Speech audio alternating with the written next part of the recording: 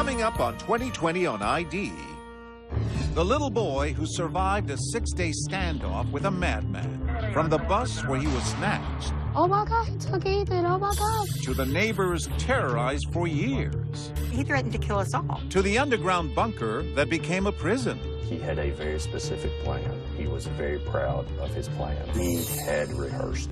A daring rescue and a joyous reunion. Plus, another child captured and held underground.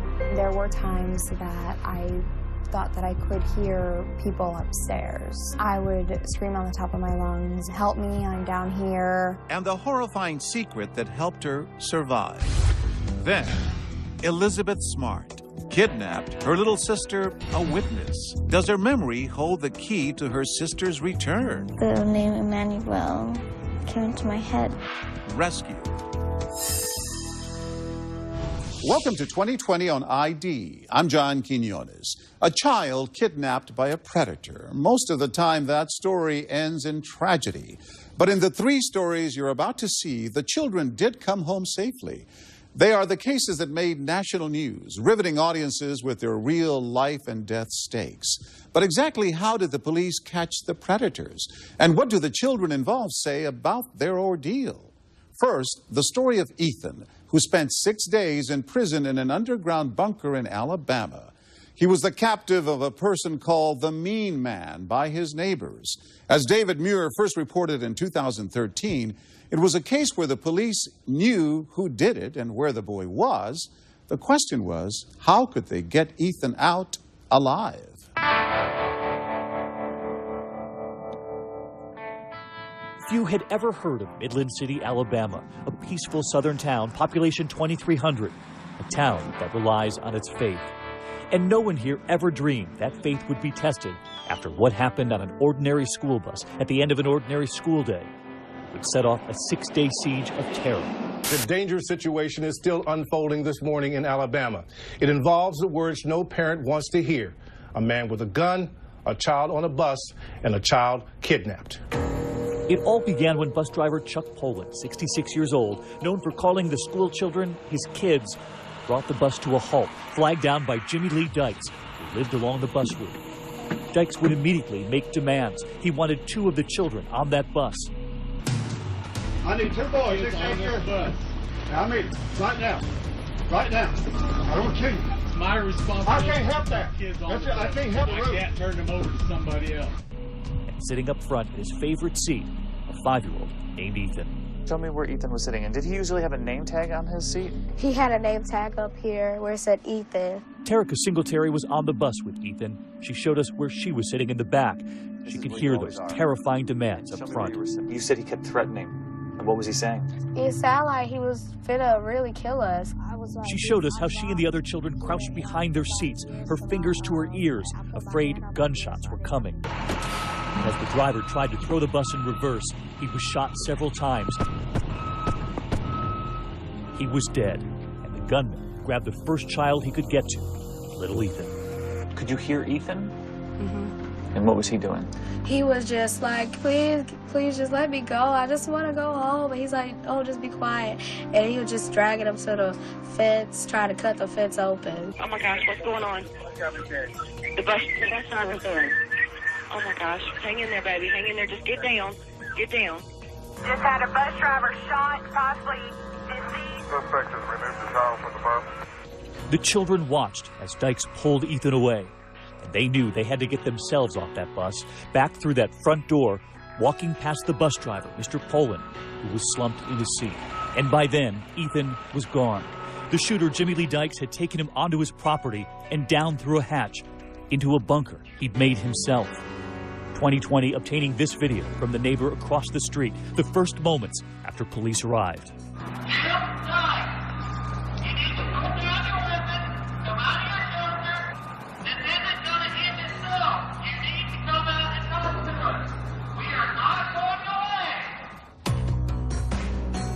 The entire neighborhood under lockdown, and Rhonda Wilbur, who lives across from Dykes, got a frantic text from her husband and son, who were still at home. The text said, "Mean Man finally did it. He shot the bus driver." So people who lived all around here call him Mean Man. Yes. We're hearing bus driver dead, one kid hostage. Right. And by then, Ethan was down in Yeah. the bunker. The Mean Man, as they all called him, Jimmy Lee Dykes, was a man neighbors had grown to fear. A decorated Navy veteran, he'd grown suspicious of the government. He was known for his rants, and he was always carrying a gun. He usually had by him at least a rifle and a shovel. You thought for years he was a ticking time bomb. Yes. I don't think that there's a single person on the road that he didn't threaten to kill at one point or another. He threatened to kill you? Yes. He threatened to kill us all, yes. Now, he was underground, in that primitive bunker, just 6 by 8 feet, with Ethan, who we would all soon learn is autistic. Not only was his mother terrified for his safety, she was terrified how he might react, held underground by a stranger. You believe he had planned to take a child into that bunker? Yes, 100%. He had a very specific plan. He was very methodical, very detailed, and through our communications with the negotiators, he was very proud of his plan. That plan was just now playing out. The only way into that bunker, a trap door at the top. SWAT teams and negotiators began the careful task of trying to get Ethan out. Their only way to communicate at first, through a ventilation pipe into the bunker. It was encouraging that the dialogue remained open. We were allowing him to vent towards us instead of towards Ethan. And perhaps most importantly in this situation, we were able to gather valuable tactical intelligence. At this time, we have no reason to believe that the child has been harmed. Pray. Pray. They could hear Dykes. They could hear Ethan, too. His crying. Could you hear Ethan upset? You could hear him upset. And for Ethan's mother, anguish. She could not hold her Ethan, the boy who loved to be hugged. How do you tell a mother that it's going to be okay when her boy is in that bunker? Put my arm around her and just sat there with her. And I probably didn't say 10 words for a long time.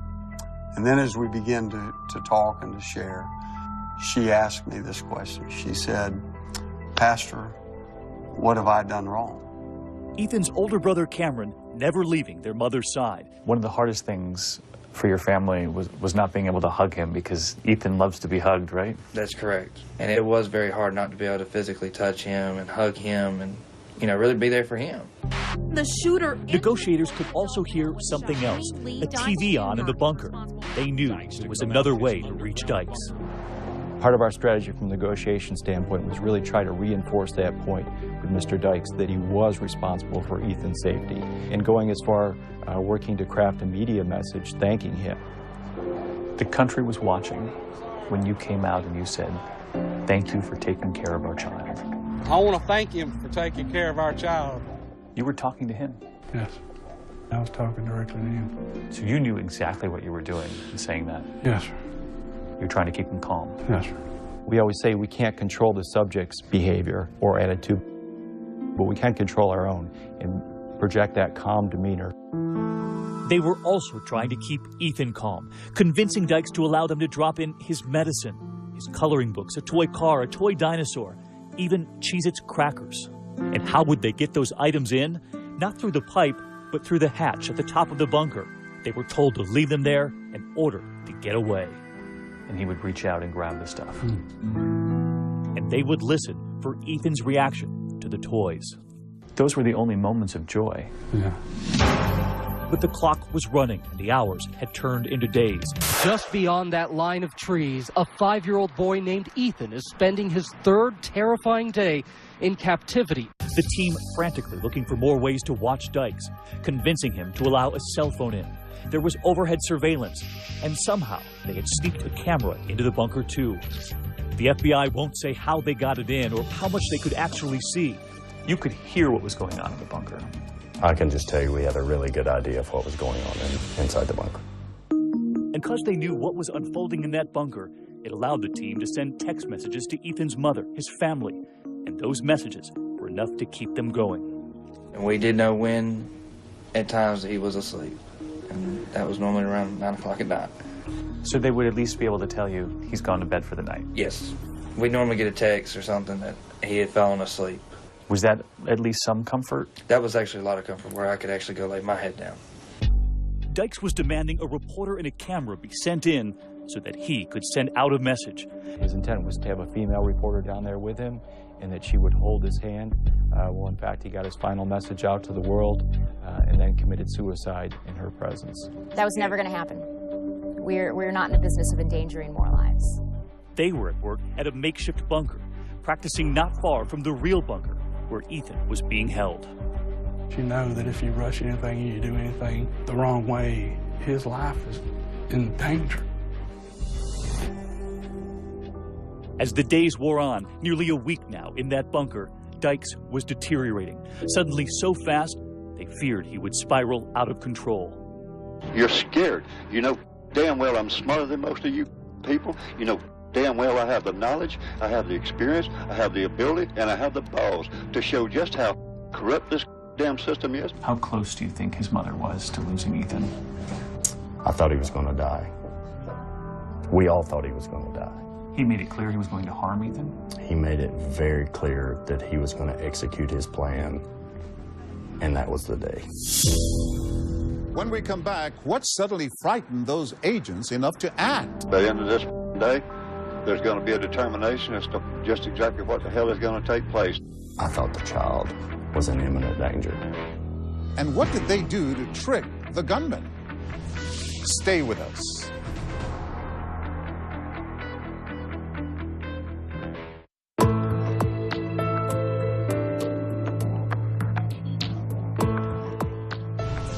When Ethan's mother put him on the school bus that winter morning, she had no reason to think she wouldn't see him later that day.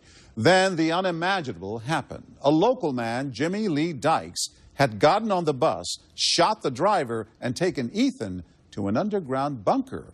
Authorities knew where he was, but the bunker seemed impossible to break into without putting Ethan in danger. Once again, David Muir. On the 6th day of the standoff, Ethan just 2 days from his 6th birthday, and his mother, his family, an entire town, unsure if they'd ever be able to throw Ethan that birthday party he'd so hoped for. It's an innocent kid. Let him go back to his parents. He's crying for his parents and his grandparents, and he does not know what's going on. Behind the scenes, FBI agent Steve Richardson was growing increasingly worried too. As he monitored that bunker, he could see, he could hear Jimmy Lee Dykes growing increasingly agitated. He was holding a gun, and he was bragging about his unfolding plan. At the end of this day, there's going to be a determination as to just exactly what the hell is going to take place. You just go ahead and send some mother down that funnel up there to their death. The time for negotiating was suddenly over. What did you hear that told you had to get the boy out? Our negotiators, our behavioral analysis personnel were all telling me the subject's not going to come out. It's not going to get any better. It's getting worse. He made it clear he was going to harm Ethan? He made it very clear that he was going to execute his plan, and that was the day. I thought the child was in imminent danger. It was his call to make, and at 3:12 in the afternoon, nearly 6 days to the hour after Ethan was dragged off that bus, and a small elite team that had been practicing in that makeshift bunker was moving in. They told Dykes what they had told him before, that they were there to drop off more of Ethan's medicine, but they were waiting at that small hatch. When Dykes approached it, they set off 2 flash grenades to distract him, to blow the hatch open. A gunfight ensued, Dykes firing at the team. They fired back, and then silence. For everyone listening at the command center, their most worrisome moment. I cannot tell you how long it seemed from the time of the breach till the entry. Then one of the agents radioed in. The best words I've heard were, "The child's crying.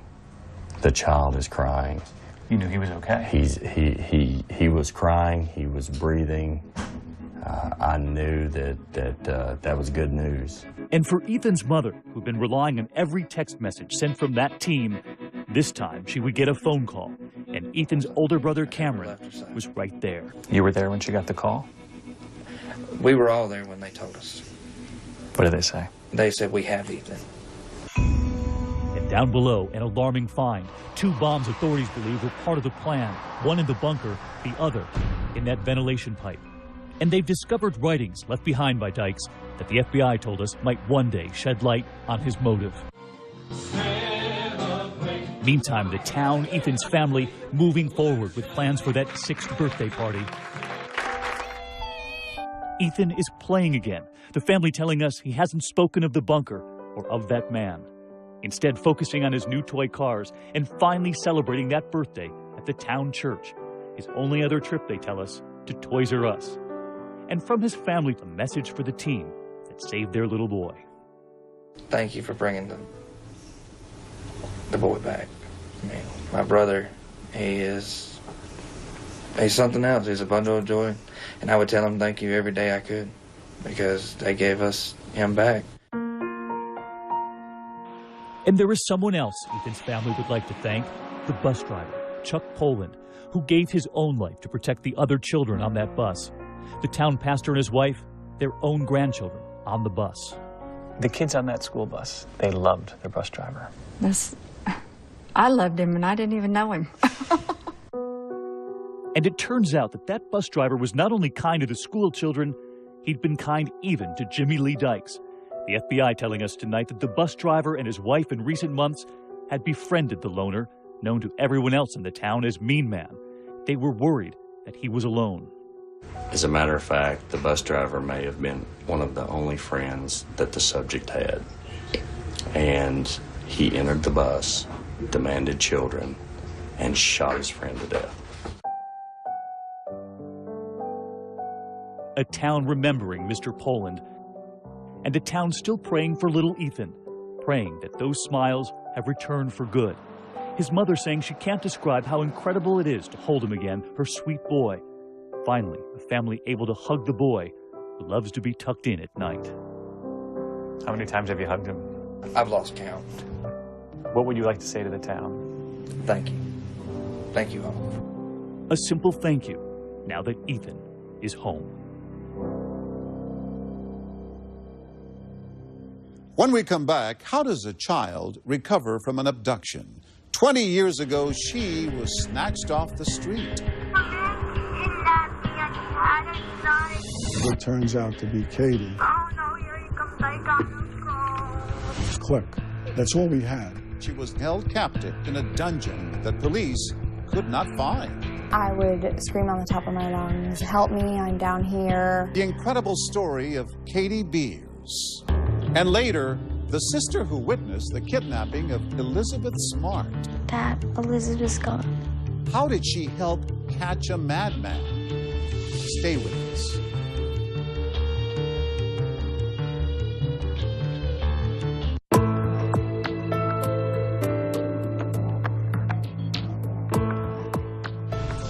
How does a child survive the ordeal of kidnapping and assault? How can a child get through it psychologically? And what happens when she grows up? As Paula Ferris first reported in 2013, Katie Beers has some of those answers. Not only did she survive, she managed to manipulate her captor and win her freedom. Before there was Ethan, there was Katie Beers, a poster child synonymous with kidnapping and captivity. 20 years ago, she was saved, and now telling her story. By all appearances, she's living a normal life. Close family, 2 beautiful children, but the road here has been a torture journey. Is it difficult for you to talk about? Talking about the specifics of the abuse is where it gets difficult. Good evening. Katie Beers is missing, 9 years old. Katie Beers became national news back in December 1992, just 2 days before her 10th birthday. Katie was living with her godmother, Linda Ingaleri, at the time. I won't be able to sleep. I can't get her off my mind. On that day, a family friend named John Esposito, known in the Long Island neighborhood as Big John, picked her up from her house and took her to buy a birthday present. So I figured, let's go to Toys R Us. I'll buy you a birthday present. According to Big John, he bought Katie a video game, then took her to this arcade. When she went to buy tokens, he claimed she simply vanished. She was walking towards the machine. Worry turns to panic. Get in touch with me any way you can. Katie's godmother gets a message on her answering machine. turns out to be Katie, and she's sobbing. Oh no, here he comes. I got no scroll. Click. That's all we had, and that results in Linda Ringoleri calling 911. Detective Lieutenant Dominic Varone and his kidnap investigation team have plenty of questions for John Esposito, the last man to see Katie. He said something dirty happened to her. That telltale remark instantly transforms Big John from a sobbing friend into the prime suspect. Turns out Big John has a big rap sheet. Years earlier, he pled guilty to grabbing a 7-year-old boy from a shopping mall. The cops raid his home, but instead of finding Katie, they discover a messy bachelor pad. Police set up a temporary command post on the property. But he was very nervous about it and insisted that we remove our equipment and our detectives. That seemed suspicious. Oh, it did, but we had no choice but to oblige. But all the while, Katie was close, very close. In fact, just a few feet below where the cops were standing. No wonder they couldn't locate her. Just like Jimmy Lee Dykes, Esposito had built an elaborate dungeon for his prey, ingeniously concealed. First, there was a bookshelf in Big John's office that had to be unscrewed and rolled out, revealing a closet. He picked me up and he threw me into the closet that was in his office. The closet had a wall of bare nails in it, and my back hit it. It felt like I was bleeding from puncture wounds. I was crying hysterically. Under the carpet and under the linoleum, a 250-pound concrete trap door. And deep in that darkness below, the custom bunker Big John had built for Katie. He told me to go ahead and go down, and I told him no, that I didn't want to. So then he threw me down. And it was dark. It was very dark. There was no light. Yes. On her hands and knees, Katie crawled into this cold, musty compartment. Virtually the only light from this television perched above her makeshift soundproof coffin. There were times that I thought that I could hear people upstairs. I would scream on the top of my lungs, "Help me, I'm down here." And nobody heard. No. I'm not gonna hurt you, Susie. It's a scene right out of the movie Lovely Bones. A child is snapped by a neighbor hidden in an underground dungeon just like Katie. But Katie says she was uniquely prepared for this ordeal. Why? Because unbeknownst to the police and social services, Katie had already been living a hellish life of abuse at the hands of her godmother's husband, Sal. I was sexually abused, physically abused, emotionally abused, verbally abused. How were you able to fall through the cracks? A lot of people kept to themselves. They really didn't report abuse. What about your teachers? Did your teachers ever notice that things were not right at home?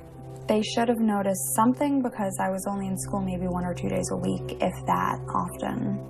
As twisted as it sounds, Katie believes it was her horrific home life which prepared her the hard way to survive John Esposito's dungeon. I was so used to abuse that it didn't really have that much of an effect on me. How did you survive the ordeal? I did have to remove myself from the situation that I was in. I had to think happy thoughts. You didn't sleep at all? Not very much, no. Why? John wanted to take a picture of me laying on the floor looking like I was dead. And he wanted to then send it to the cops so that if they were looking for me... You wonder if you saw this young girl around? ...that they would stop. And when I refused to do it, he said, "Okay, we'll get it done another time." For now, all the family can do is wait and worry. In the tomb, Katie watched TV reports about herself and was determined to stay alive. Chained around the neck, she began manipulating her captor, forcing him to confront the future. When I asked him how I would go to school, he told me that he would teach me what I needed to know. When I asked him how I would work, he would tell me that he had enough money for the two of us. When I asked him about getting married and having kids, he told me that when I was 18, he would marry me and have children with me. So in some sick, demented way, he saw a future with you? Yes. Do you think that you saved yourself? I do. I definitely think that by trying to manipulate him into thinking about the future and things like that, I think that got him a little scared and worried about what the future was going to hold. Katie's strategy works. Katie, how are you feeling? After 17 days of intense round-the-clock surveillance, Esposito cracks and turns himself in, leading Lieutenant Varone down to the Chamber of Horrors, just steps from where the police had been searching for her. She was just yards away. Did you feel duped at all? Yeah, we did somewhat. But when everyone saw how she was secreted and the efforts that he took, they understood it. Varone was afraid of what he might find. You'd expect to find a child after spending 17 days in an underground chamber, trembling, scared, cowering, withdrawn, and instead we find this upbeat young girl talking about things like her pet dog. Esposito pled guilty to kidnapping, and Katie was placed in a new home with loving foster parents. Step by halting step, she started to piece together the childhood she never had. Against the odds, Katie attained something resembling normalcy. She went to high school, joined the cheerleading squad, and went on to college. The dungeon 2 decades behind her, Katie has written her story in this book, Buried Memories. My life is exactly what I had always wanted. 2 parents who love me, and a husband and 2 kids, and a wonderful family. I'm tearing up. For Katie, the kidnapping of little Ethan in Alabama brings back childhood memories she wants to forget. Hopefully he's able to recover in such a way as I did by being able to remember what I needed to, and then burying it when I didn't need those memories.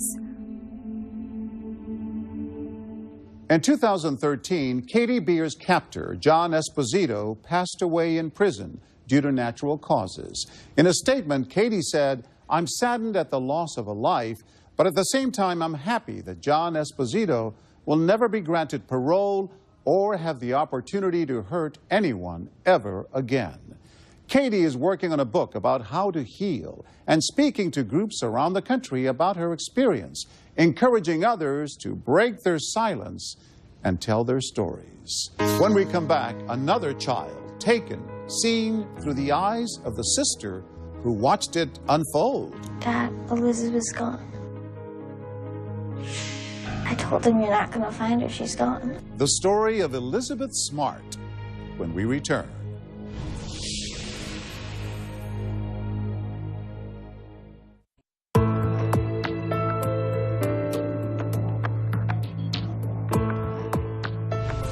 Elizabeth Smart. You probably remember how the nation stopped and watched when the beautiful 14-year-old Utah girl vanished and then miraculously was found. But what you might not have heard is the story of someone else at the heart of that terror, her little sister, Mary Catherine, then 9 years old.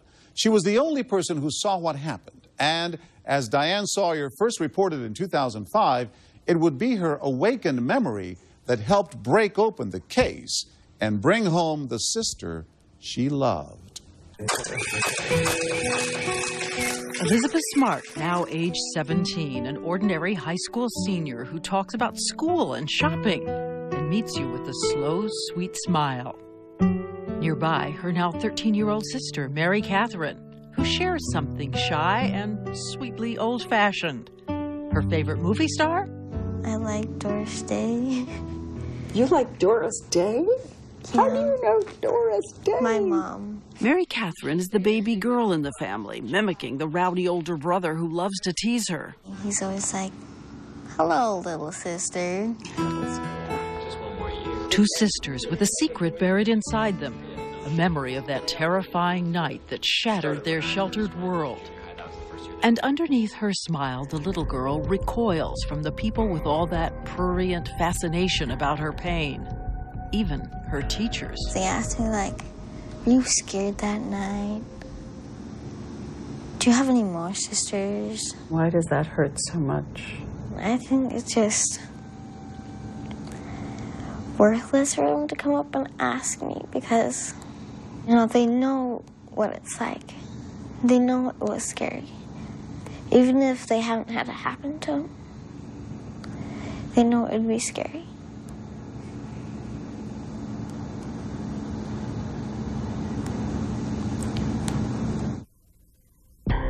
On a warm summer night in June, then 14-year-old Elizabeth and her 9-year-old sister Mary Catherine were sleeping in their shared bedroom when a man quietly entered through a kitchen window and mounted the stairs to their room. I was sort of awake and I saw this guy in my room, like, who is he? I had no idea what he was doing in my room, and I saw him come over on my side, and then I saw him walk over to Elizabeth, and he tapped her, and she's like, what is it? And I guess she thought it was me. The man forced a frightened Elizabeth to get out of her bed and get shoes. If I was her, I would have, like, screamed my head off. I don't know how she did it, but...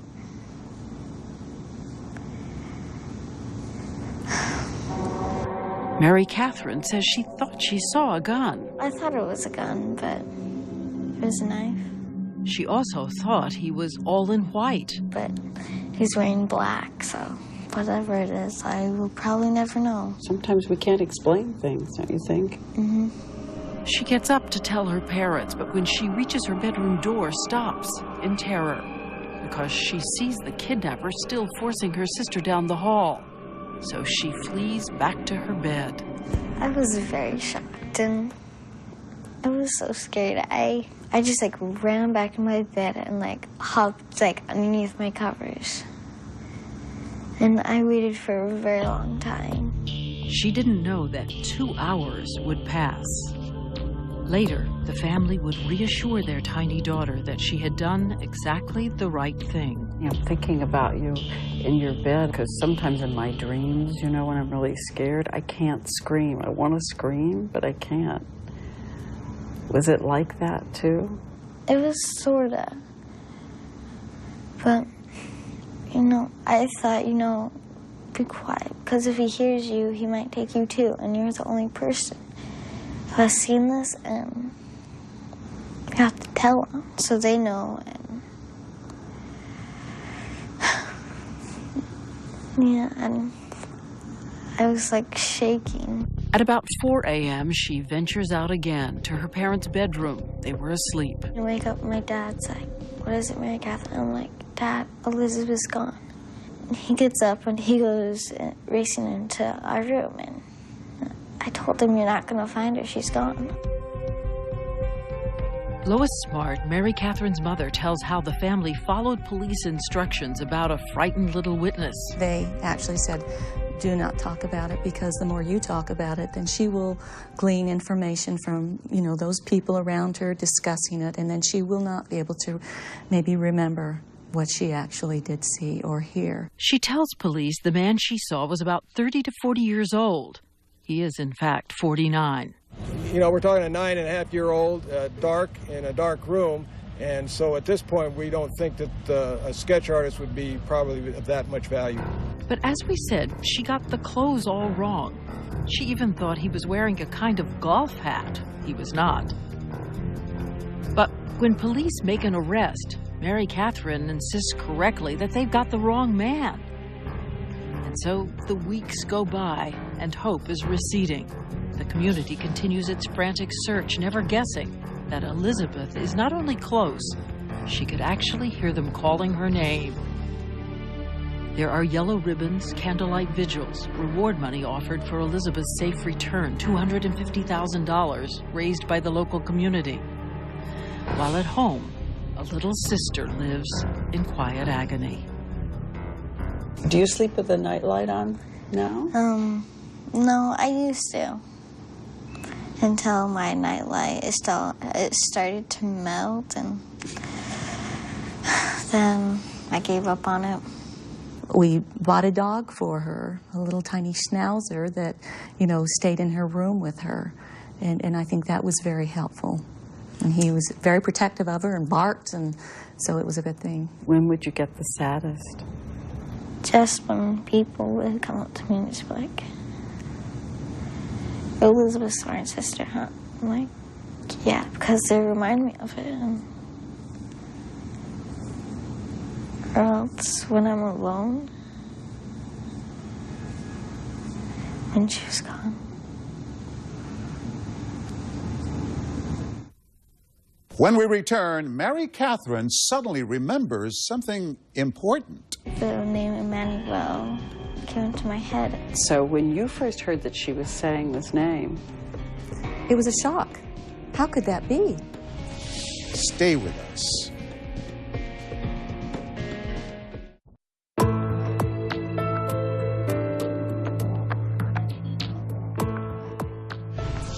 Ever since her older sister Elizabeth was abducted, Mary Catherine Smart had been trying to remember something that could help find her.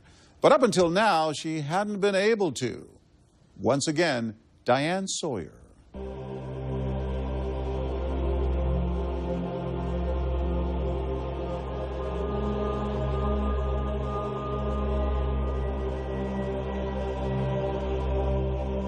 As we return, it has been months since Elizabeth Smart was kidnapped, and many people fear she has died. No one more than the little sister who tried but couldn't get the description right. Top memory expert Steve Cece. Her memory was probably a tossed salad of perceptions. When you have this tossed salad in the aftermath of trauma, sometimes what you do is you start gluing pieces together into a composite that in fact doesn't resemble the actual experience. Later, when you feel more psychologically safe, you're capable then of seeing things and linking them that you couldn't in the hours after a traumatic event. One evening, Mary Catherine Smart is idly leafing through a book, waiting for her dad to tuck her in. And you pick up this book. Can you tell me what happened when you picked this book up? I was like cleaning my room that day, and I had found the Guinness World Record book in my room, and I just started to look through it. I was thinking of who might have taken Elizabeth. It was on a page with this really muscular lady and like a Harley Davidson person, and I was thinking who has been to the house and who was suspicious, or the name Emmanuel came into my head. And so when you first heard that she was saying this name, it was a shock. How could that be? He was a Bible-quoting drifter. Lois Smart had tried to help with some work. Why do you think a picture of a muscular woman made you think Emmanuel?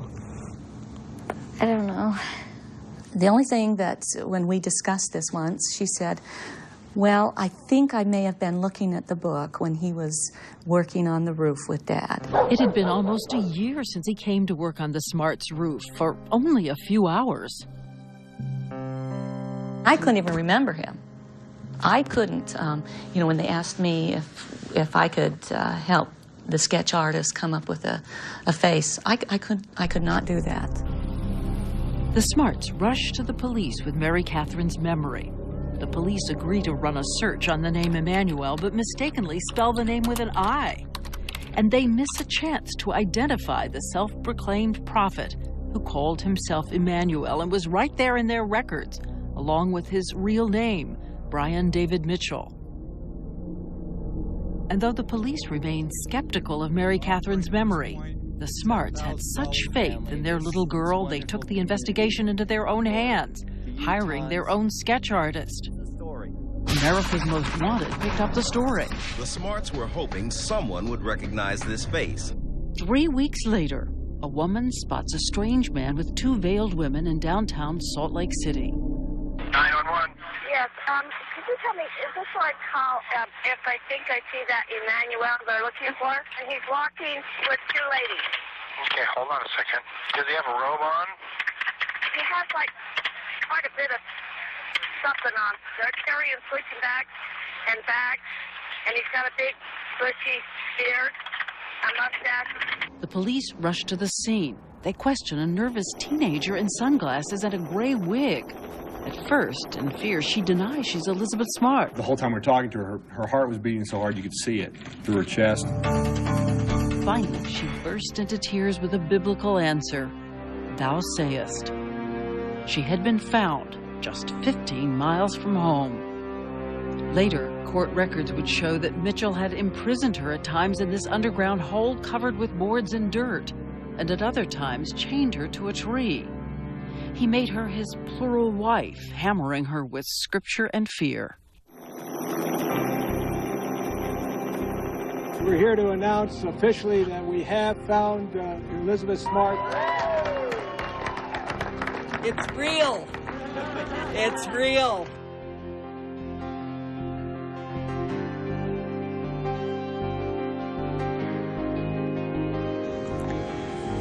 It's pretty exciting. Did she look like the Elizabeth you remembered? She was taller. And otherwise, she was the same. Today, the family laughs and teases still shy Elizabeth, who talks to me about shopping. Just a diamond, you know. Nothing big. And school and dating. Did we have a boyfriend? Do we ever? Yes. Once again, little Mary Catherine has the sibling pleasure of loving and complaining about her older sister and best friend. And does she do something that drives you crazy? Yeah. She puts things on my side of the counter in my bathroom and leaves her stuff in my bathroom too. That counter space is important. It is. I know. I had an older sister too. She claims that when she uses her stuff, she puts it away, and that's how. The biggest lie. Yeah, I put it back on your side. Girls. The family made a decision. Discuss the past only in therapy. With each other, close the door and move on. Do you think about it a lot? Not really anymore. That's great. Sometimes, though? Yeah.